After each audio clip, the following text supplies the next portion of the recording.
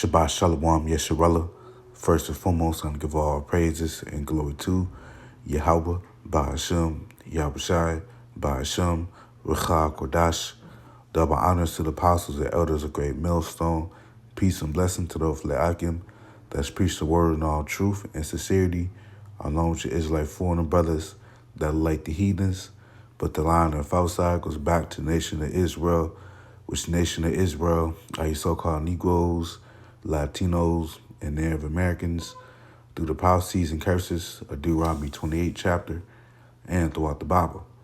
So this will be your call, a mop lesson, and today's lesson will be entitled, "The Lord have always called our forefathers in the faith."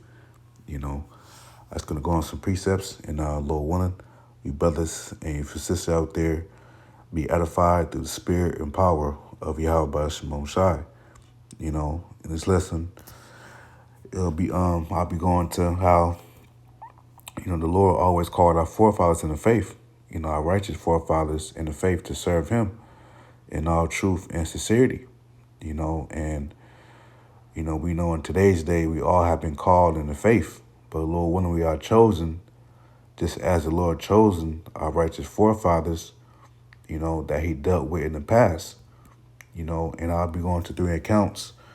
The first one will be with our forefather Abraham, and I'll be starting off with the book of Genesis chapter 12 and verse 1.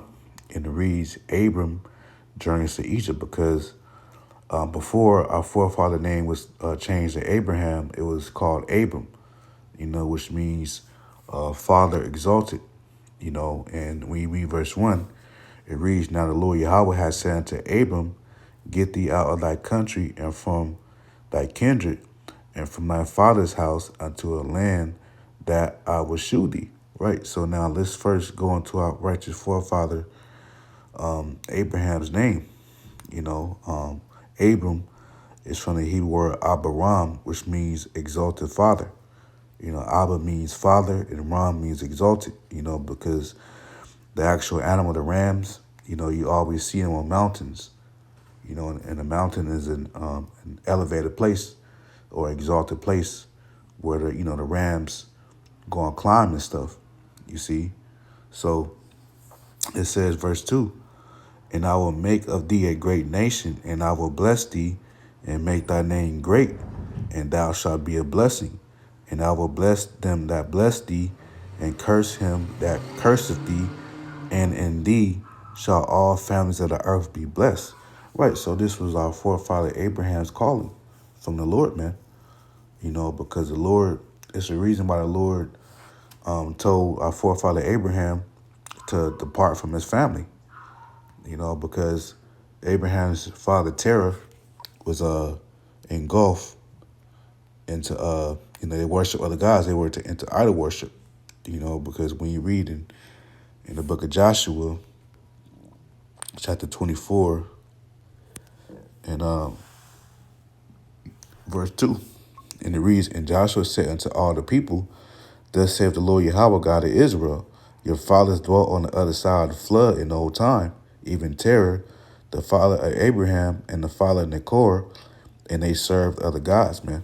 Right, so, it's the reason why the Lord told our forefather Abraham to, depart from his family, because his father was into worshiping other gods, into idol worship, so, that was our forefather Abraham's calling, and, we read that whole account in Genesis 12, our forefather Abraham and his nephew Lot, and the people that was with them, they had ended up coming to the land of Canaan, and then it was a famine in the land of Canaan. Then they had to flee to Egypt, So I'm just going to go ahead and read it. Verse 4 and 5, it says, So Abram departed, and as the Lord Yahweh had spoken unto him, and Lot went with him. And Abram was 75 years old when he departed out of Haran, because they were dwelling in Haran, which Haran today is modern-day Syria, because our forefather Abraham, he was from Ur, the Chaldees, which today is called Babylon. Which today is called Iraq, which in the ancient world it was also known as Babylon.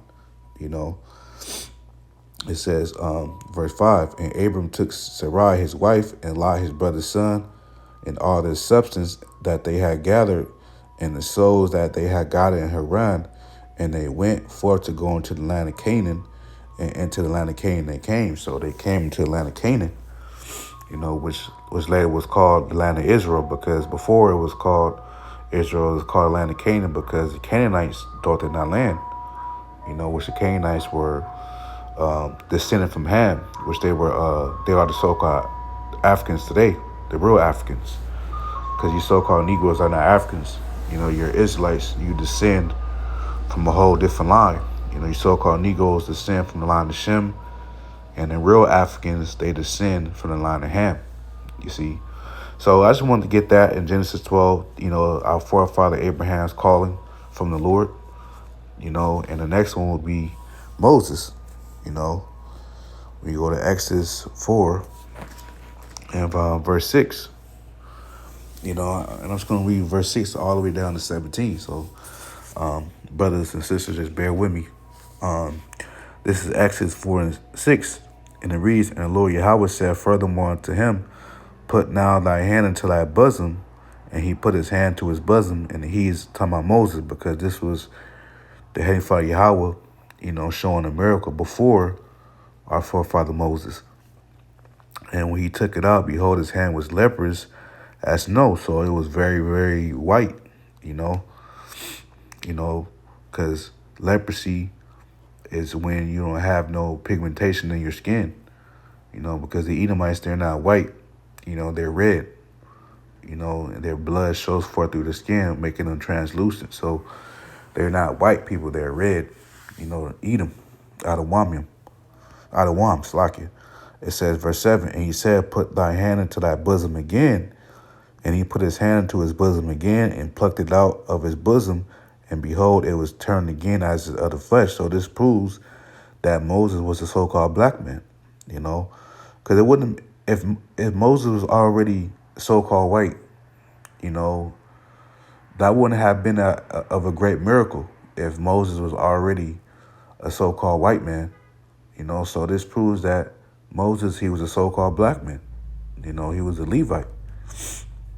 It says, verse 8, and it shall come to pass, if they will not believe thee, neither hearken to the voice of the first sign, that they will believe the voice of the latter sign, which is talking about the Egyptians, Pharaoh and them, because the first sign was when the Lord has smitten the river, the Nile River, with blood, and the last plague was the smiting, the killing of the firstborn amongst the Egyptians,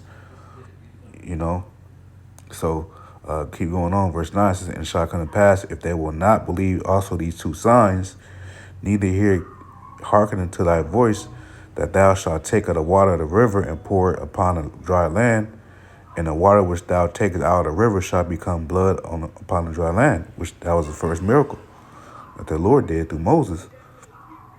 And Moses said unto the Lord Yahweh, O my Lord, I am not eloquent, neither heretofore, nor since thou hast spoken unto thy servant, but I am slow of speech and of a slow tongue, man.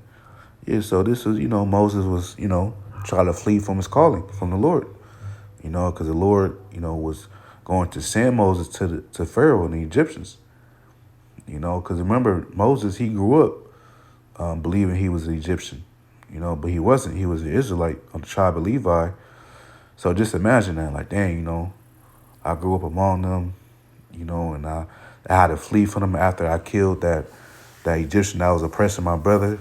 Just imagine, the thoughts and feelings that our forefather Moses was going through, and damn, now the Lord want me to go back and tell him that, that he's going to destroy this place, destroy him and stuff, and send plagues upon him. So just imagine that, So this is, just through the spirit, And when it talks about Moses, he is of slow speech and of a slow tongue, that was regarding, being of a slow speech and slow tongue amongst the Hebrew, because he was it actually tells you in Acts 7 that he was wise in all the words of the Egyptians, I'm just trying to find it real quick. Let's see. Yeah, Acts chapter 7, verse 22. And it reads, and Moses was learned in all the wisdom of the Egyptians and was mighty in words and in deeds. So Moses, he was very eloquent in the Egyptians' tongue, language, in the words and in deeds, because he grew up believing he was an Egyptian, So when it says slow of speech, I was talking about the Hebrew tongue, his own native Hebrew language, because he grew up knowing that he was Egyptian, you know. But going back to Exodus chapter 4 and verse, where I leave off at verse 11. It says, and the Lord Yahweh said unto him, who hath made man's mouth, or who maketh the dumb or deaf or seeing or the blind? Have not I the Lord? Now therefore go, and I will be with thy mouth, and teach thee what thou shalt say. And he said, O my Lord, send, I pray thee, by the hand of whom thou wilt send. So Moses, he didn't even want to, go. He didn't even want to go out and do what the Lord said, man. He was saying, telling the Lord, basically go and choose someone else to go do what you want me to do, So that's just, being in the flesh, Because remember, Moses, he was a humble man. It talks about that in Numbers 12, the 12th chapter, on how Moses was the meekest man of the earth, meaning humble. It says Aaron to be Moses' mouthpiece. Verse 14, and the anger of the Lord Yahweh was kindled against Moses, and he said, is not Aaron the Levite thy brother? I know that he can speak well. And also, behold, he cometh forth to meet thee, and when he seeth thee, he will be glad in his heart. And thou shalt speak unto him, and put words in his mouth, and I will be with thy mouth and with his mouth, and will teach you what ye shall do. And he shall be thy spokesman unto the people, to the Israelites, and he shall be even he shall be to thee instead of a mouth, and thou shalt be to him instead of a God, man. And thou shalt take this rod in thy hand, wherewith thou shalt do signs. Yeah, so that's the point I want to get. The Lord, had told this is Moses' calling, and being in the flesh, dealing with, he knew he had to deal with a lot of responsibilities. He was trying to, flee from it. Just as Jonah, the prophet Jonah, the Lord told him to go prophesy against Nineveh. Jonah, he was like, nah, he tried to flee from the Lord, man. So sometimes, and some brothers may have came into faith like that. The truth was spoken to them and told to them. And then they saying that, you got to go out in the highways and byways and prophesy the downfall of this place. At first hearing that amongst the brothers that said the elect and the truth, they were like, damn, I can't do that. Nah. But the Lord made his elect, through his fear, through his terrors, his judgments, come to truth and do what he says. You see? So it was no different with our righteous forefathers back then that was of the elect that did what the Lord said, due to the fear. And the Lord instilling them to be fervent and diligent in the truth, in the spirit. You see? So the last one is Jeremiah. So yeah, once again, so the reason why I'm going into these accounts was just to prove that the Lord, nothing is new under the sun, according to Ecclesiastes 1:9. So the Lord calling us now in the faith, it was no different back then, with our righteous forefathers. And the Lord has always called Israelites in the faith, But this is Jeremiah 1 and verse 1. Jeremiah is called and commissioned. The words of Jeremiah, the son of Hilkiah, of the priests that were in Anathoth in the land of Benjamin. So Jeremiah, he was a Levite. It says, to whom the word of the Lord Yahweh came in the days of Josiah, the son of Ammon, king of Judah, in the 13th year of his reign. It also came in the days of Jehoiakim, the son of Josiah, king of Judah, until the end of the 11th year of Zedekiah the son of Josiah, king of Judah, unto the carrying away of Jerusalem captive in the 5th month. Then the word of the Lord came unto me, saying, Before I formed thee in the belly, I knew thee. So before the Lord formed Jeremiah in the belly, in his mother's belly, he knew Jeremiah because his spirit was in the spiritual realm. So before Jeremiah came into his mother's belly, the Lord, the Heavenly Father Yahweh, already knew him in the spiritual realm. It says, and before thou camest forth out of the womb, I sanctified thee, meaning cleanse thee, meaning set apart, because Jeremiah, he was of the elect. It says, and I ordained thee a prophet unto the nations. So the Lord ordained Jeremiah a prophet to the nations because we also command to give judgment, to pronounce the judgment on the heathen nations too, that have, done Israel wrong in the past as well too, by having us in captivity and taking advantage of us in our lower state. So, we're supposed to prophesy to the nations their judgment too, that they go into slavery. Ordained is from the Hebrew word Nathan, which means to give, put, set, permit, be permitted, to be given. Just look up it up on Google. Yep.